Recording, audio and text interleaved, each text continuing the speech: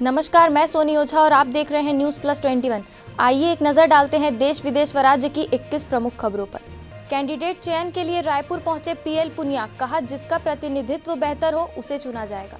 असम सरकार की पहल, माता पिता के साथ समय बिताने के लिए दी जाएगी 2 दिन की अतिरिक्त छुट्टी।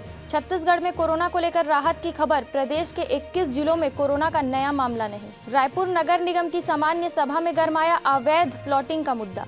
एनजीओ में फर्जी नियुक्ति को लेकर कार्रवाई की मांग, किसान कल्याण संघ के अध्यक्ष ने लगाए गंभीर आरोप। सोशल मीडिया पर कंटेंट के लिए जिम्मेदारी की परिभाषा भी तय हो, बोले आईटी मंत्री अश्विनी वैष्णव।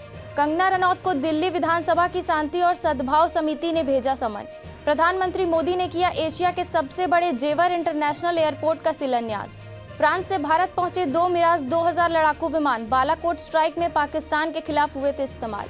अमेरिका ने 8 चीनी कंपनियों को किया ब्लैकलिस्ट, चाइनीज आर्मी को मदद करने का है आरोप। कांग्रेस नेताओं को तोड़ने पर टीएमसी ने दी सफाई, कहा पार्टी छोड़ने के लिए टीएमसी को जिम्मेदार नहीं ठहरा सकती। खराब रोशनी के कारण वक्त से पहले खेल खत्म, अय्यर जडेजा नाबाद लौटे।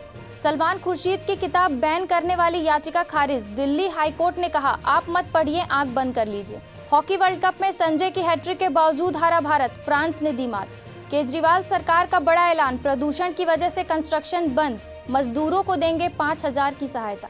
प्रयागराज में एक ही परिवार के 4 लोगों की हत्या, पुलिस पर लगा गंभीर आरोप। बिग बास्केट ने फ्रेशो के नाम से बेंगलुरु में खोला अपना पहला रिटेल आउटलेट। कोरोना महामारी के बीच सिंगापुर में नर्स की भारी कमी, विश्व स्तर पर बढ़ी मांग। अमेजॉन पर होगी एफआईआर, गृह मंत्री डॉक्टर नरोत्तम मिश्रा ने कहा कैसे कोई हथियार, गांजा और जहर कर सकता है सप्लाई। विपाशा पति करण संग पहुंची वैष्णो देवी के दरबार, बोली जय माता दी। नॉर्थ कोरिया में अब लेदर जैकेट पहनने पर पाबंदी। ऐसे ही देश विदेश व राज्य से अपडेट रहने के लिए हमारे चैनल को लाइक और सब्सक्राइब करना ना भूलें। देखते रहिए न्यूज़ प्लस 21, आपके हक की बात।